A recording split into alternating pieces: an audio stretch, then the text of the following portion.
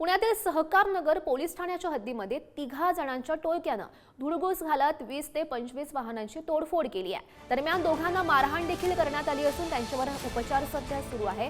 धनकवडी परिसरात केशव कॉम्प्लेक्स, सरस्वती चौक, नवनाथ नगर या ठिकाणी 3 ठिकाणी ही तोडफोड करण्यात आली आहे। 15 auto rickshaw, 3 car, 2 school bus, 1 Piaggio tempo यांच्या काचा फोडून नुकसान केलं गेलंय।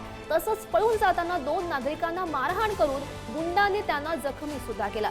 मंगळवारी रात्री 12:30 ते 1 वाजण्याच्या सुमारास ही घटना घडल्याची माहिती मिळते। हे दृश्य आपण बघतोय।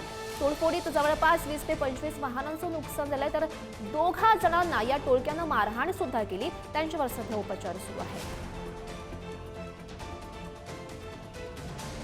पुण्यातल्या धनकवडी परिसरात मध्यरात्री 3 गुंडाने मोठा धुमाकूळ घालून गाड्यांची तोडफोड केलेली आहे। या गाड्यांच्या तोडफोडीमध्ये मोठ्या प्रमाणात रिक्षांचं नुकसान करण्यात आलेलं आहे, 4 व्हीलर गाड्यांचं नुकसान करण्यात आलेलं आहे, माल वाहतूक करणारे टेम्पो आहे त्याची सुद्धा तोडफोड करण्यात आलेली आहे। खरं तर पुण्यामध्ये सातत्याने हा सगळा कायदा सुव्यवस्थेचा प्रश्न जो आहे तो यामुळे निर्माण झालेला आहे। सहकारनगर पोलीस स्टेशनच्या हद्दीत हा सगळा परिसर येतो, ज्या ठिकाणी ही सगळी तोडफोड झालेली आहे।